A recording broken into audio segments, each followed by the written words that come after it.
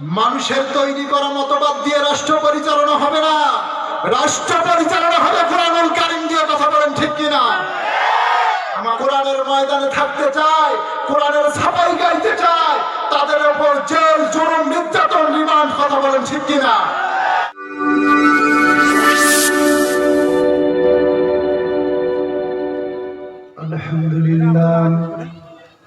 الحمد لله نحمده ونستعينه ونستغفره ونؤمن به ونتوكل عليه ونعوذ بالله من شرور أنفسنا ومن سيئات أعمالنا من يهد الله فلا مضل له ومن يضلله فلا هادي له ونشهد أن لا إله إلا الله وحده لا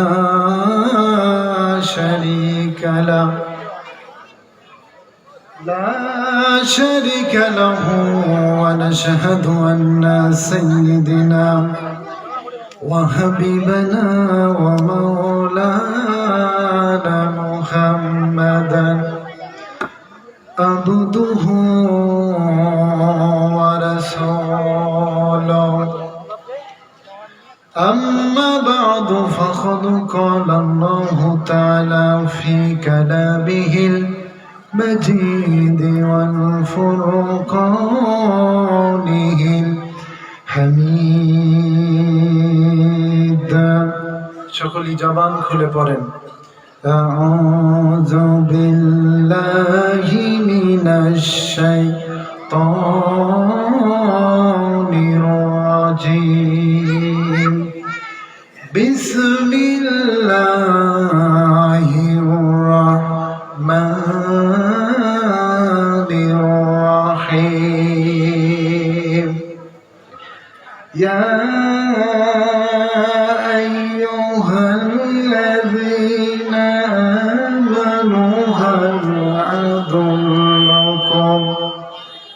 على تجارة تنجيكم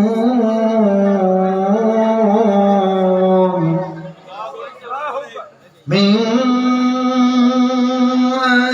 عذاب عليم تؤمنون بالله ورسله وتجاهدون في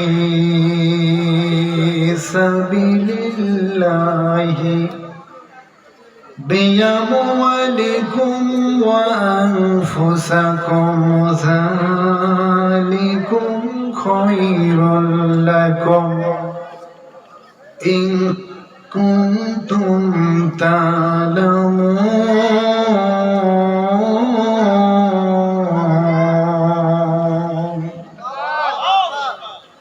صدقت يا ربنا. وعن عباس بن عبد المطلب أنه قال قال رسول الله صلى الله عليه وسلم زكاة وطعام الإيمان من رضي بالله ربا وبالإسلام دينا محمد رسولا رواه البخاري. وقال تعالى في شان حبيبه إن الله وملائكته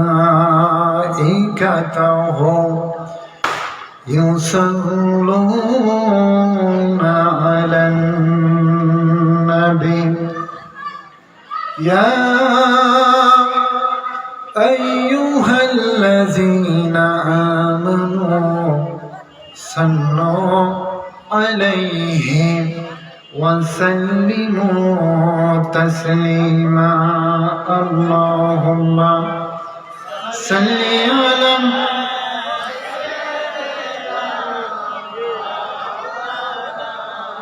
محمد وعلى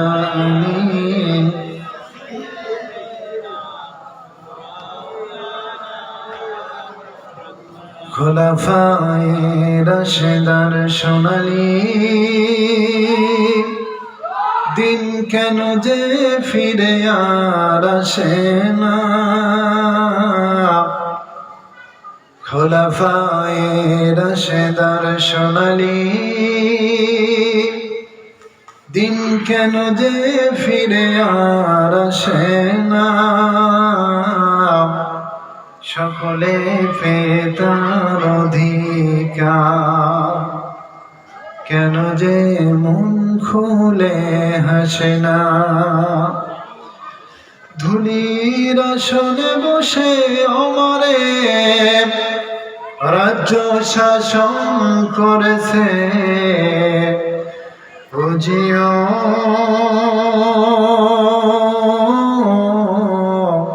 খলিফা ওমরের শাসনে।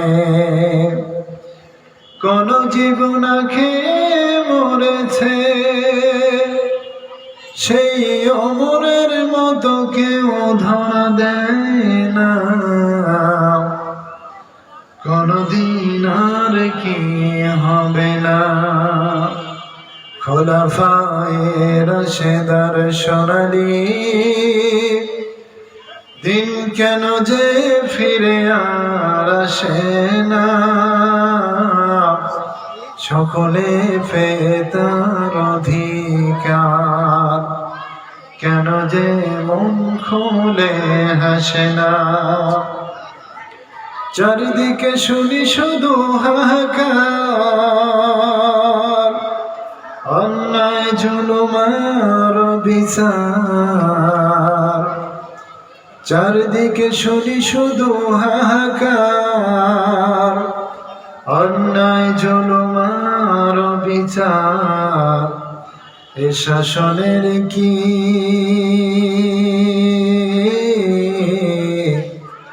অবসান, কোনদিন আর কি হবে না। খোলাফায়ে রাশেদার সোনালী দিন কেন যে ফিরে আর আসে না। সকলে পেয়ে তার অধিকার, কেন যে মন খুলে হাসে না।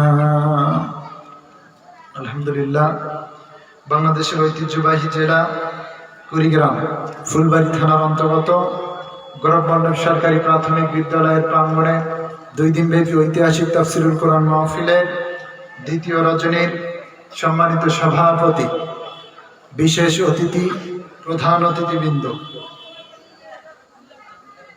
আমার সামনে উপস্থিত জাতির শ্রেষ্ঠ সন্তান হযরত উলামায়ে কেরাম, আমার মুরব্বী বাবারা, আমার কচিকাঁচা মাসুমেরা, আমার যুবক ভাইয়েরা, পদ্মার অন্তর আড়ালে সর্বগুণে গুণান্বিত আমার মা ও বোনেরা, সকলের প্রতি আমার সালাম। আসসালামু আলাইকুম ওয়া রাহমাতুল্লাহি ওয়া বারাকাতুহু। সর্বপ্রথম সেই মহান মনিব যে আল্লাহ পাক রব্বুল আলামিন আপনাকে আমাকে সুস্থ রেখে এই তাফসীরুল কোরআন মাহফিলে আসার বসবার তৌফিক দিয়েছেন, এজন্য সেই মাহবুবের দরবারে গোলামের ন্যায় অগণিত চিত্তে পড়ছি আলহামদুলিল্লাহ। বিশ্বসভার সভাপতি, বিশ্ব মানবতার মুক্তির দিশারি নবী মুহাম্মদ সাল্লাল্লাহু আলাইহি ওয়াসাল্লাম। আমার বন্ধুগণ, সময় বেশি নাই, ভূমিকায় বেশি যাব না। আমি কুরআনুল কারীমের 61 নম্বর সূরা, সূরা আস-সাফ, আয়াত নম্বর 10-11 এখান থেকে কিছুক্ষণ কথা বলবো। আজকে আলোচনা যে করব, যে বিষয়টার উপর আলোচনার বিষয়টা হলো আল্লাহর জমিনে আল্লাহর দ্বীন প্রতিষ্ঠিত করার জন্য আমাদের জান মাল দিয়ে চেষ্টা করতে হবে, ঠিক কিনা বলেন? এই শিরোনামের উপরে ইনশাআল্লাহ আলোচনা হবে। আজকে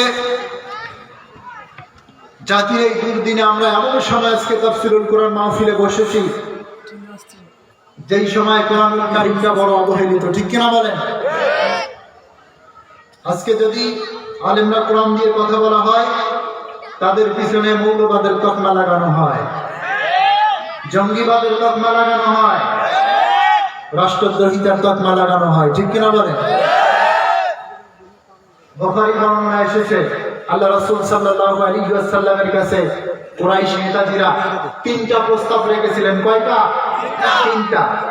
বিশ্বনবীকে বললেন, নবী মুহাম্মদ সাল্লাল্লাহু আলাইহি ওয়াসাল্লাম, আপনি আমাদের ধর্ম কিছুদিন পালন করেন, আমাদের সংবিধান এই অনুযায়ী আপনি কিছুদিন চলেন, আপনার সাহাবী সহ আমরা আপনাদের ধর্ম কিছুদিন চালাবো। আল্লাহ নবী বিশ্বনবী মুহাম্মদ রাসূলুল্লাহ সাল্লাল্লাহু আলাইহি ওয়াসাল্লাম বললেন, একটা শুনলাম, দ্বিতীয় নাম্বারটা বলো। বললেন, এই মক্কা মদিনার প্রেসিডেন্ট আপনাকে বানায় দেব। তৃতীয় নাম্বার, এই মক্কা মদিনার যত সুন্দরী নারীগুলো আছে আপনার কাছে এনে দেবো। চিৎকার দিয়ে বলেন নাউজুবিল্লাহ। আপনার আমার নেতা বিশ্বনবী নবী মুহাম্মদ সাল্লাল্লাহু আলাইহি ওয়াসাল্লাম দায়িত্বহীন কণ্ঠে বলেছিলেন, ও কুরাইশ নেতাদের আপনারা শুনে নেন, জেনে নেন, মানুষের তৈরি করা মতবাদ দিয়ে কখনো রাষ্ট্র পরিচালনা হতে পারে না। সম্মানিত ভাইরা আমার, আমাদের নবী বিশ্বনবী মুহাম্মদুর রাসূলুল্লাহ সাল্লাল্লাহু আলাইহি ওয়াসাল্লাম বললেন, মানুষের তৈরি করা মতবাদ দিয়ে রাষ্ট্র পরিচালনা হবে না, রাষ্ট্র পরিচালনা হবে কুরআনুল কারীম দিয়ে। কথা বলেন ঠিক কিনা? আমার ভাইরা, আজকে আলেমের অভাব নাই, ঠিক কিনা বলেন? তাফসীর ইবনে কাসির পড়তে গিয়ে আমি আলেম পেলাম তিন প্রকার। কয় প্রকার? তিন প্রকার। উলামায়ে উম্মাত, উলামায়ে দাওলা, উলামায়ে হক্কানি। আলেম কয় প্রকার? তিন প্রকার। সব আলেমের কথা শোনা যাবে না। আমার বন্ধুগণ, উলামায়ে উম্মত হলো তারা, একজন আলেমকে সলিমুদ্দি বলে যে ইসলামটা এরকম, তিনি তাতেও রাজি। কলিমুদ্দি বলে যে ইসলামটা এরকম, তিনি তাতেও রাজি। এই শ্রেণীর আলেমদের কথা শোনা যাবে? উলামায়ে দাওলা হলো তারা যারা রাষ্ট্রের জন্য কাজ করে, যারা ভাস্কর্য আর কাবা ঘরকে একইভাবে তুলনা করে। আর উলামায়ে হক্কানি হলো তারা যারা বাতিলের সামনে কোরআনের সত্য কথাগুলো নির্দ্বিধায় নির্ভয়ে তুলে ধরে। আমার বন্ধুগণ, আল্লাহ রাসূল সাল্লাল্লাহু আলাইহি ওয়াসাল্লাম বলেছেন, হক্কানি আলেম পাওয়া যায় তিন জায়গায়। কয় জায়গায়? তিন জায়গায়। কবরে। কোথায়? কবরে। জালেমের জিন্দানখানায়, জালেমের জেলখানায়। তিন নাম্বার জিহাদের ময়দানে। আমার ভাইরা, যারা হক্কানি আলেম কিছু তো চলে গেছে কবরের মধ্যে, যায় নাই? আর এখন যারা বাংলার জমিনের প্রতিটা ইঞ্চি কোনা মাটি কোরআনের আলো দিয়ে সাজিয়ে দিতে চায়, আজকে তারা কারাগারে, ঠিক কিনা বলে? কি আল্লাহ রাসূল যে আলেমের বর্ণনা দিয়েছেন, প্রমাণ এখানে আছে না নাই? আছে। তিন নাম্বার হলো জিহাদের ময়দানে। এখন জিহাদের ময়দান আছে? নাই। এখন সবচাইতে জিহাদের ময়দান হলো কোরআনের মাহফিল। কথা বলেন ঠিক কিনা? এই কোরআনের মাহফিলে কোরআনের হক কথা বলা যায় কি যায় না? যায়। হ্যাঁ, আমার বন্ধুগণ, আমার সাথে একটা আওয়াজ দিতে হবে। আল্লাহ পাক রব্বুল আলামিন কুরআনুল কারীমের মধ্যে জানিয়ে দিলেন, ফামান তাবিয়া হুদায়া ফালা খাউফুন আলাইহিম ওয়ালা হুম ইয়াহজানুন। আমার কোরআনের আইন, আমার কোরআনের শাসন যারা মেনে চলবে, পারিবারিক জীবন থেকে বঙ্গভবন পর্যন্ত, রাষ্ট্রীয় ভবন পর্যন্ত যারা কোরআন দিয়ে জীবন পরিচালনা করবে, ফালা খাউফুন আলাইহিম ওয়ালা হুম ইয়াহজানুন, তাদের কোনো ভয় নেই, চিন্তায় নেই।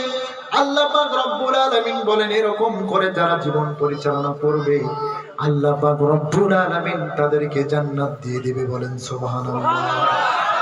সম্মানিত ভাইরা আমার, দেখেন আল্লাহর নবীর একজন সাহাবী সাইয়েদনা আবু বকর যখন কোরআনের হক কথাগুলো বলা শুরু করে দিলেন, যখন কোরআনের হকের দাওয়াত দেওয়া শুরু করে দিলেন, আমার ভাইরা কুরাইশ নেতাজিরা পাহাড়ের উপর উঠে বিশ্বনবী নবী মুহাম্মদ সাল্লাল্লাহু আলাইহি ওয়াসাল্লাম সম্পর্কে, তার দ্বীন সম্পর্কে, তার ইসলাম সম্পর্কে, কোরআনুল কারীম সম্পর্কে, বিশ্বনবী নবী মুহাম্মদুর রাসূলুল্লাহ সাল্লাল্লাহু আলাইহি ওয়াসাল্লাম সম্পর্কে এমন মিথ্যা অপপ্রচার অপমান দেওয়া শুরু করলেন লাখো জনতার মাঝে। সাইয়েদনা আবু বকর লাখো জনতার মাঝ থেকে উঠে দাঁড়িয়ে পাহাড়ের চূড়ায় সিংহের মতো গর্জন করে উঠে বললেন, ও কুরাইশ নেতাজিরা, তোমরা যেটা বলতেছো এটা সম্পূর্ণ মিথ্যা কথা।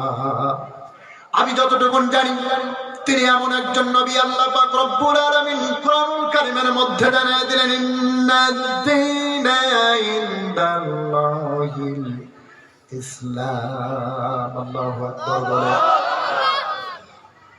আল্লাহ পাক রব্বুল আলামিন মানুষের জন্য ধর্ম হিসাবে পাঠিয়ে দিলেন ইসলাম, আর গ্রন্থ হিসেবে পাঠিয়ে দিলেন কোরআনুল কারীম। আল্লাহ পাক রব্বুল আলামিন যুগে যুগে অসংখ্য নবী রাসূল প্রেরণ করেছেন। এত নবী রাসূল প্রেরণ করলেন, সকল নবীর সর্দার হিসাবে আল্লাহ পাক রব্বুল আলামিন মনোনীত করলেন, ওয়ালাকাদ বাসনা ফি কুল্লি উম্মাতির রাসূলান আনি'বুদুল্লাহা ওয়াজতানিবুত তাগুত। আল্লাহ পাক রব্বুল আলামিন বললেন, প্রত্যেকটা জাতির জন্য এক একটা করে নবী রাসূল প্রেরণ করে দিলাম, ওই নবীদের সর্দার হিসেবে পাঠিয়ে দিলাম মুহাম্মদ সাল্লাল্লাহু আলাইহি ওয়াসাল্লামকে। শুধু নবীদের সর্দার বানিয়ে দেই নাই, সকল জাতির জন্য পাঠিয়ে দিলাম মুহাম্মদ সাল্লাল্লাহু আলাইহি ওয়াসাল্লামকে। বলেন সুবহানাল্লাহ। আমার ভাইরা, সেই বিশ্বনবী সম্পর্কে কুরাইশ নেতাজিরা মিথ্যা অপপ্রচার শুরু করে দিলেন, অপবাদ দেওয়া শুরু করে দিলেন। সাইয়েদনা আবু বকর ওই পাহাড়ের চূড়ায় উঠে বলতেছে, তোমরা যে কথাগুলো বলতেছো আল্লাহ রাসূলের দ্বীন সম্পর্কে, কোরআন সম্পর্কে, তবে তোমরা কোরআন কারীম থেকে একটু শুনে নাও। আল্লাহ পাক রব্বুল আলামিন কোরআনুল কারীমের মধ্যে যে আলেমরা যখন ক্ষমতায় যাবে, যখন আলেমরা সিংহাসনে বসবে, তারা কয়েকটা কাজ করবে। এক নাম্বার, ওয়ালা তুশরিকি বিহি শাইয়া, আল্লাহর সঙ্গে কাউকে অংশীদার স্থাপন করবে না। আমার ভাইরা, আল্লাহ পাক রব্বুল আলামিনের নবী বিশ্বনবী নবী মুহাম্মদুর রাসূলুল্লাহ সাল্লাল্লাহু আলাইহি ওয়াসাল্লাম সম্পর্কে এরকম অপবাদ শুনে আবু জেহেল সিংহের মতো গর্জন দিলেন। এই আবু জেহেলের ওপর গর্জন দিলেন সাইয়েদনা আবু বকর, সিংহের মতো গর্জন দিয়ে বললেন, তোমরা যেটা বলতেছো এটা মিথ্যা। যেই মুহাম্মদ সাল্লাল্লাহু আলাইহি ওয়াসাল্লামের এতিমের হক আদায় করে, আত্মীয়তার হক আদায় করে, যেই মুহাম্মদ সাল্লাল্লাহু আলাইহি ওয়াসাল্লাম ছোট্ট ছোট্ট কচি কচি মাসুমদের খবর রাখে, যেই নবী হলেন রাহমাতাল লিল আলামিন, যেই নবী সম্পর্কে আল্লাহ পাক রব্বুল আলামিন কোরআনুল কারীমের মধ্যে জানিয়ে দিলেন, ওয়ামা আরসালনাকা ইল্লা রাহমাতাল লিল আলামিন। আল্লাহু আকবার বলেন। তিনি হলেন, আল্লাহ বললেন, আল্লাহ হলেন রব্বুল আলামিন, আর তিনি হলেন রাহমাতাল লিল আলামিন। তোমরা যেই নবী সম্পর্কে এগুলো বলতেছো, আমার জনতা তোমরা শুনে নাও, জেনে নাও, এটা সম্পূর্ণ মিথ্যা কথা, এর মধ্যে কোনো সন্দেহ নাই। সুবহানাল্লাহ। সাইয়েদনা আবু বকর বিশ্বনবী সম্পর্কে সাফাই করার জন্য, সাইয়েদনা আবু বকর বিশ্বনবী নবী মুহাম্মদ সাল্লাল্লাহু আলাইহি ওয়াসাল্লামের পক্ষে কথা বলার কারণে, কোরআনের কথা বলার কারণে সাইয়েদনা আবু বকরকে কুরাইশ নেতাজিরা তার সৈন্য দলকে বললেন, সাইয়েদনা আবু বকরকে ঘাম করে নাও, আক্রমণ করো সাইয়েদনা আবু বকরকে। এত নির্যাতন করলেন, এত লাঞ্ছনা করলেন, কিন্তু বিশ্বনবী কালেমা থেকে, আল্লাহর দ্বীন থেকে, আল্লাহর কোরআন থেকে এক পা সরে যায় নাই। আমার ভাইরা, সাইয়েদনা আবু বকরকে এত নির্যাতন, লাঞ্ছনা, অপমান করার কারণেও সেই সময় মানুষের লোভনীয় ছিল ইয়ামেনি চাদর। এই চাদর দিয়ে সাইয়েদনা আবু বকরের গলায় লাগালেন। গলায় লাগানোর পর এপাশে 10 জন ওপাশে 10 জন এত কষ্ট ভাবে এত জোরে টেনেছিলেন। এই আমিনী চাদর দিয়ে সাইয়েদনা আবু বকরের গলায় লাগার কারণে সাইয়েদনা আবু বকরের গলাটা ফুলে গিয়েছিলেন। তাকে এত নির্যাতন করেছিলেন, শরীর ক্ষত বিক্ষত হয়ে গেছে। সাইয়েদনা আবু বকর জমিনের মধ্যে যখন পড়ে গেলেন, কাফেররা মনে করলো আবু বকর মনে হয় আর পৃথিবীর জমিনে নেই। সাইয়েদনা আবু বকরকে তারা দিয়ে চলে গেল। এক ব্যক্তি সাইয়েদনা আবু বকরকে জমিনের মধ্যে দেখে সাইয়েদনা আবু বকরের বাড়িতে খবর দিল, কই আয়েশা, কই রোমানা, তোমরা কোথায়? মনে হয় যেন সাইয়েদনা আবু বকরকে কারা রক্তাক্ত করে জমিনের মধ্যে ফেলে রেখে গেছে। সাইয়েদনা আবু বকর জমিনের মধ্যে পড়ে আছেন। উম্মে রোমানা আম্মা জান আয়েশা সিদ্দিকা গিয়ে দেখেন আল্লাহ রাসূল সাল্লাল্লাহু আলাইহি ওয়াসাল্লামের সাহাবী সাইয়েদনা কোরআনের ময়দানে থাকতে চায়, কোরআনের ছাপাই গাইতে চায়, তাদের উপর জেল জুলুম নির্যাতন রিমান্ড, কথা বলেন ঠিক কিনা? আমার ভাইরা, আজকে দেখেন যেই মানুষটা কোরআনের 50টা বছর খেদমত করেছে, ঠিক কিনা বলেন?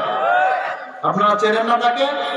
তিনি আজকে 13 বছর জালেমের জিন্দানখানায়, কথা বলেন ঠিক কিনা?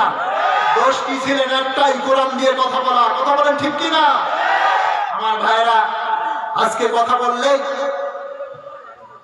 আলেমরা জঙ্গি, আলেমরা মৌলবাদ, আলেমরা রাষ্ট্রদ্রোহী, কথা বলেন ঠিক কিনা? আমার ভাইরা, আজকে দেখেন আলেমদের বিরুদ্ধে আর মামলা পায় না, আলেমদের বিরুদ্ধে মামলা দেয় ঘড়ি চলে। কিসের মামলা? বিশ্বাস হয় আপনাদের? খারাপ লাগতেছে? বিশ্বাস হয়? আমার ভাইরা, আজকে দেখবেন পরিমণির মতো একটা নর্তকী, চেনেন না আপনারা? আমার ভাইরা যখন হাজিরা দিতে যায়, জেল থেকে আসে, হাতে মেহেদি লাগায়, ঠিক কিনা বলেন? কিন্তু আমার ভাইরা, যে আলেমরা বাংলার জমিনের প্রতিটা ইঞ্চি পোড়ামাটি কোরআনের আলো দিয়ে সাজিয়ে দিতে চায়, তাদের খবর রশি হাতে বেরিয়ে দিয়ে টানার অধিকার তোমাদেরকে কে দিয়েছে? কাদের নীল নকশায় আজকে আলেমদের রিমান্ড, নির্যাতন, জুলুম, সেই দিন আর বেশি দূরে নেই, বেরিয়ে আসবে ইনশাআল্লাহ। প্রস্তুত থাকো সেই জবাবদিহিতা করার জন্য।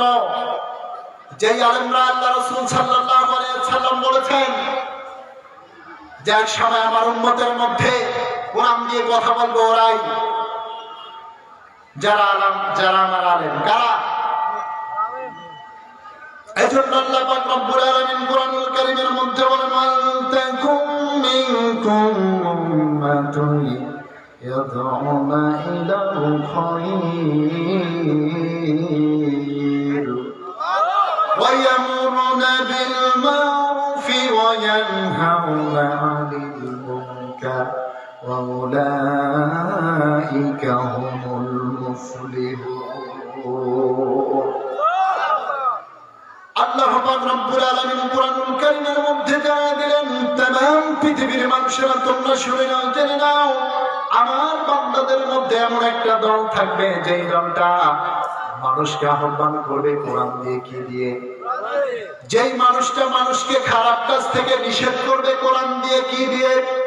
কোরআন দিয়ে। তারাই সত্যবাদী যারা কোরআন দিয়ে কথা বলে, আর তারা দিন কায়েমের প্রচেষ্টায় আল্লাহর জমিনে আল্লাহর দিন কায়েমের চেষ্টা করবে আমার আলেমরা।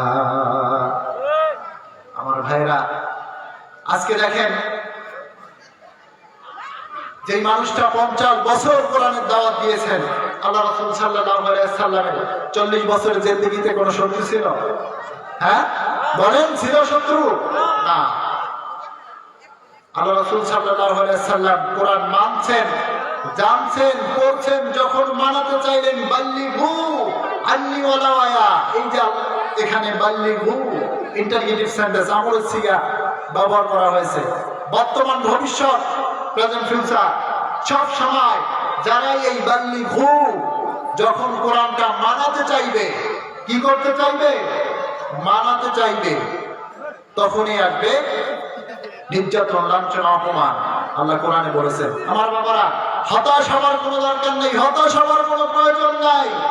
স্বর্ণকারের কাছে যখন স্বর্ণ নিয়ে যাব, সেটা জ্বালায়া পোড়ায়া তারপরে নাকি একটা হাত বের করে, ঠিক কিনা বলেন? আল্লাহ মুমিনদেরকে ওরকম পড়াচ্ছে। আজকে আমার ভাইরা আজকে বলে আলেমরা কেন রাজনীতি করবে, অথচ আল্লাহ পাক রব্বুল আলামিন নিজেই কোরআনুল কারীমের মধ্যে দোয়া শিখিয়ে দিলেন। আল্লাহ পাক রব্বুল আলামিন কোরআনুল কারীমের মধ্যে বলেন, রব্বি আদখিলনি মুদখালা সিদকিন ওয়া আখরিজনি মুখরাজা সিদকিন ওয়াজআলনি মিন লাদুনকা সুলতানান নাসীরা। আল্লাহু আকবার। আল্লাহর নবী বিশ্বনবী নবী মুহাম্মদুর রাসূলুল্লাহ সাল্লাল্লাহু আলাইহি ওয়াসাল্লাম যখন জন্মভূমি মক্কায় যখন টিকতে পারলেন না, তিনি চিন্তা করলেন মদিনায় গিয়ে কিভাবে ইসলাম প্রচার করব।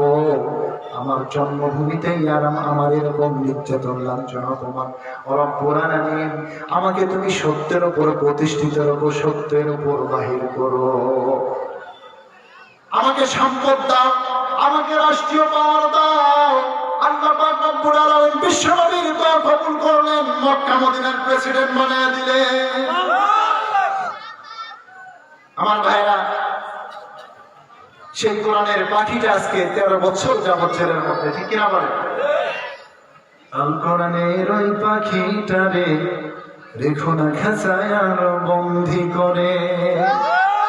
আল কোরআনের ওই পাখিটারে রেখো না খাঁচায় আর বন্দি করে। গাইতে আবার দাও কোরআনের গান, গাইতে আবার দাও কোরআনের গান, মুগ্ধ হয়ে আনে কাফের ঈমান। গাইতে আবার দাও কোরআনের গান, মুগ্ধ হয়ে আনে কাফের ঈমান। আল কোরআনের ওই পাখিটারে রেখো না খাঁচায় আর বন্দি করে। লাখো জনতার হৃদয় কাঁদে, লাখো জনতার হৃদয় কাঁদে, একবার তারে দেখার তরে। আল কোরআনের ওই পাখিটারে রেখো না খাঁচায় আর বন্দি করে। গাইতে আবার দাও কোরআনের গান, গাইতে আবার দাও কোরআনের গান, লাখো জনতার মাঝে মধুর সুরে। কোরআনের ওই পাখিটারে রেখো না খাঁচায় আর বন্দি করে। সুমধুর সেই গান শুনেছে যারা, সুমধুর সেই গান শুনেছে যারা, দিনের মুজাহিদ হয়েছে তারা। লাখো মুমিনের হৃদয় কাঁদে, একবার তারে দেখার তরে।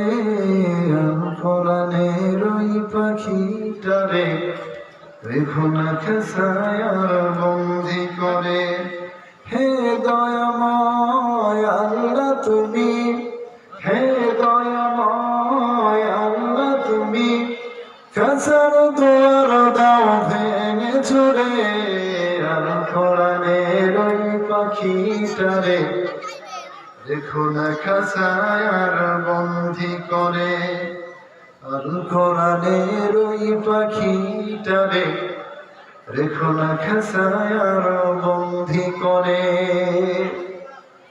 আমার ভাইরা, যে কথা বলতেছিলাম, সাইয়েদনা আবু বকরকে উম্মে রোমানা আম্মা জান আয়েশা সিদ্দিকা এসে দেখে তারা পাগলের মতো হয়ে গেল। সাইয়েদনা আবু বকরকে বাড়িতে নিয়ে যাওয়া হলো, কবিরাজ আনা হলো, সাইয়েদনা আবু বকরের চিকিৎসার ব্যবস্থা করা হলো।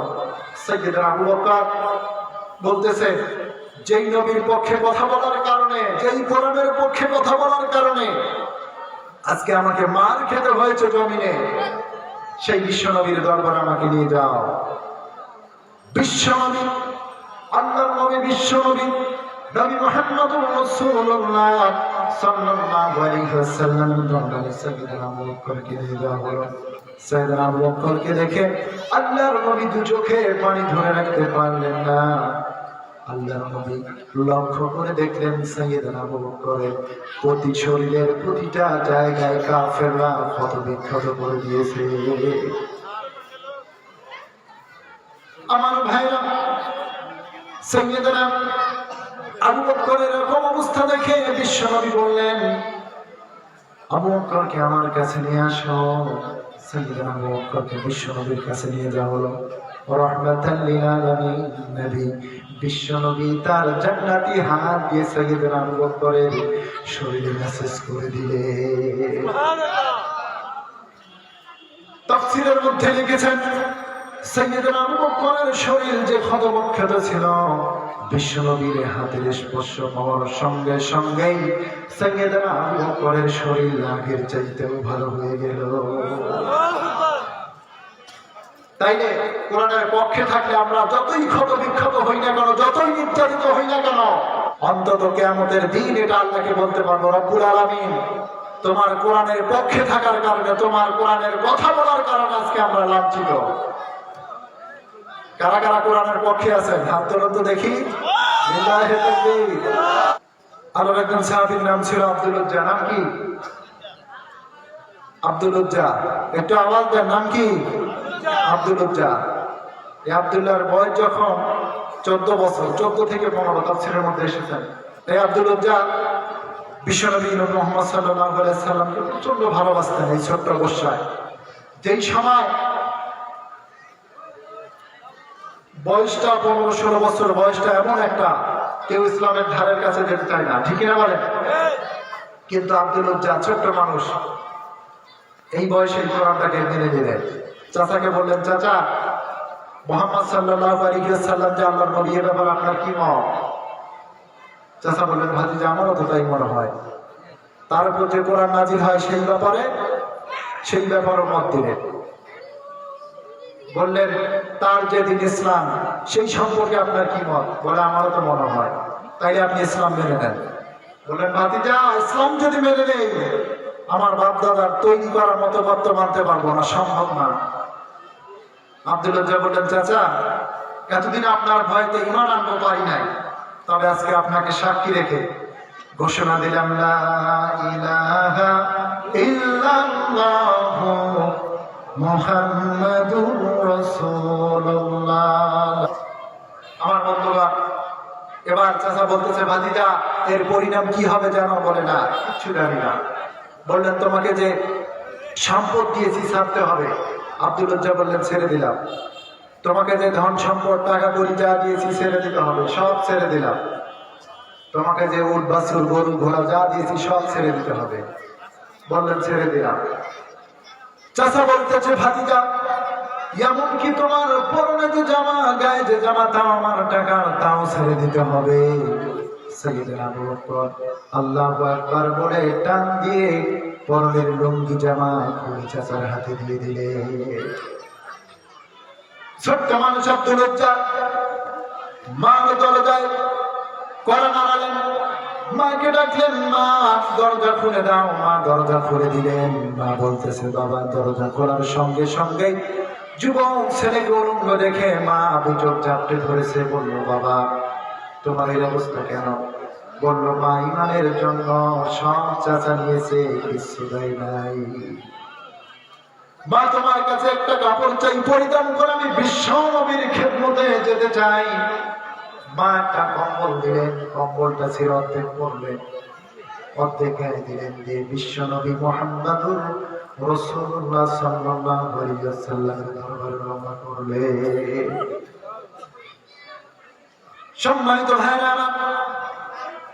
বিশ্ব নবীর সামনে যখন দাঁড়ালেন, চুলগুলো এলোমেলো, কাপড় পরে চাটু ঢাকে না, এরকম দৃশ্য দেখে, অল্প চেহারা দেখে আল্লাহর নবী, বিশ্ব নবী, নবী মুহাম্মদুর রাসূলুল্লাহ সাল্লাল্লাহু আলাইহি ওয়াসাল্লাম বললেন, যুবক তুমি কে? তোমার এই অবস্থা কেন?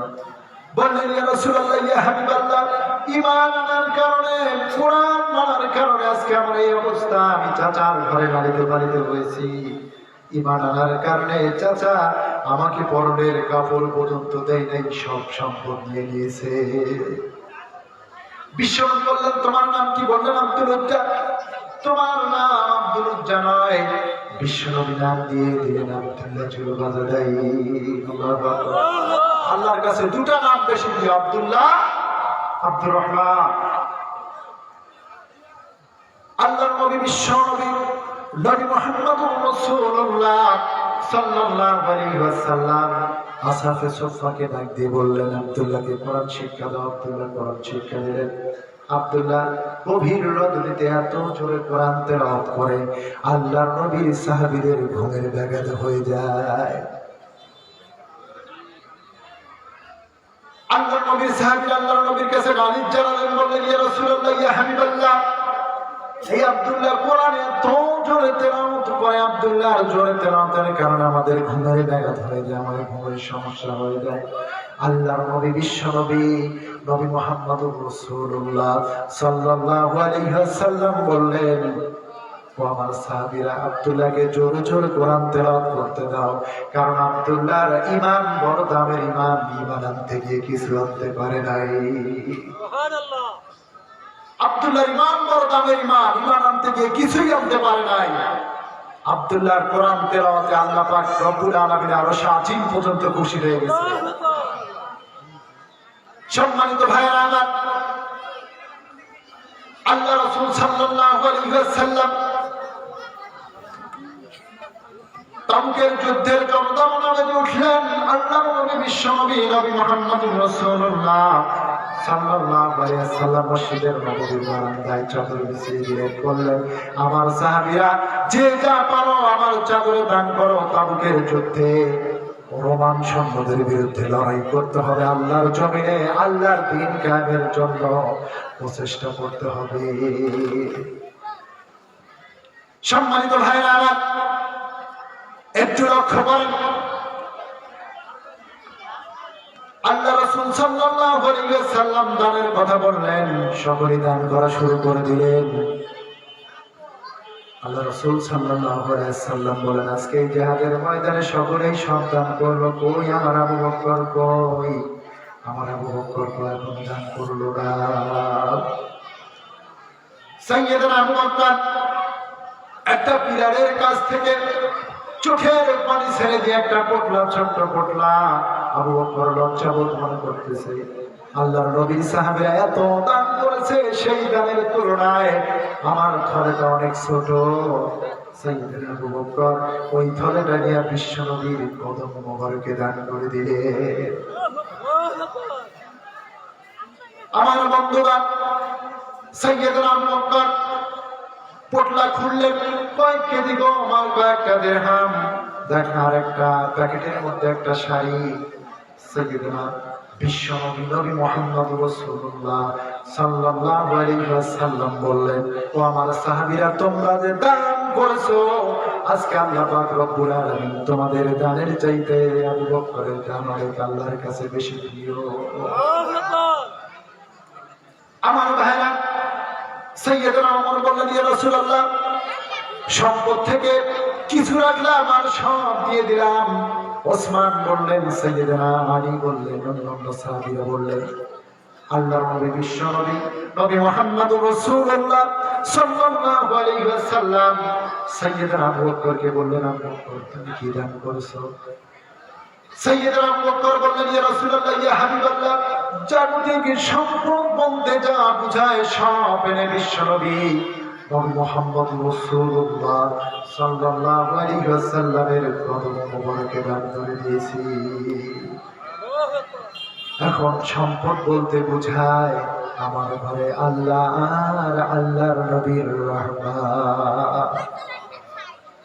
ইয়া রাসূলুল্লাহ, ইয়া হাবিবাল্লাহ, যখন আমি এই থলের মধ্যে দান নিয়ে আসতেছি, ঠিক সেই সময় আমার স্ত্রী উম্মে রুমানা ডাক দিয়ে বলে, প্রাণের স্বামী, আপনি দাঁড়ান, আজকে জিহাদের ময়দানে মেয়েরা দান করেছে, পুরুষেরা দান করেছে, আমি উম্মে রুমানা আপনার স্ত্রী, আমি দান করবো না, কেমন হয়?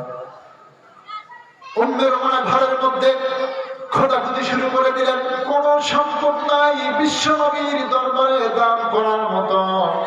উম্মে রুমানা চিন্তা করলাম, এই দান থেকে কেমন মাহরুম হই।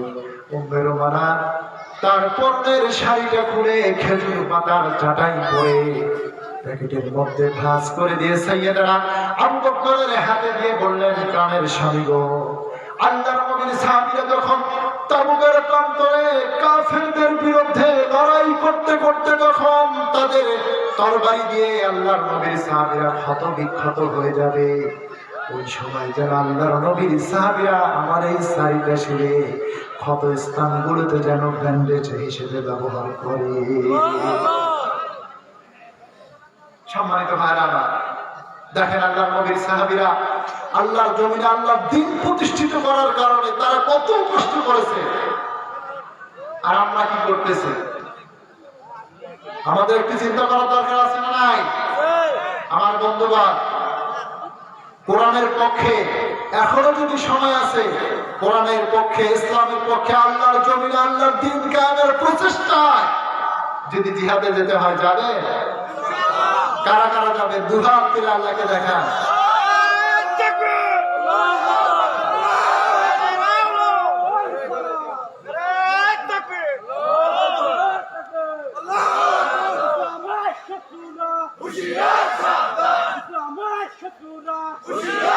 আমার ভাইরা,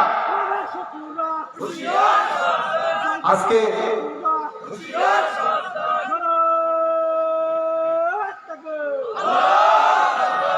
আমার বন্ধুগণ, আল্লাহ রাসূল সাল্লাল্লাহু আলাইহি ওয়াসাল্লাম এবার সাহাবীদেরকে বললেন, ও আমার সাহাবীরা, আমি যা দেখি তোমরা তা দেখো না। আকাশের দিকে আল্লাহর অসংখ্য অগণিত রহমতের ফেরেশতা সাইয়েদনা আবু বকরের দান আর উম্মে রুমানার দান আল্লাহর দরবারে এত প্রিয় হয়েছে, আরশে আজিমে আল্লাহর রহমতের ফেরেশতারা সাইয়েদনা আবু বকরের স্ত্রী খেজুর পাতার চাটাই পড়ার কারণে তারা আকাশে রহমতের ফেরেশতাগুলো খেজুর পাতার চাটাই পরে ঘুরতেছে। বলেন সুবহানাল্লাহ।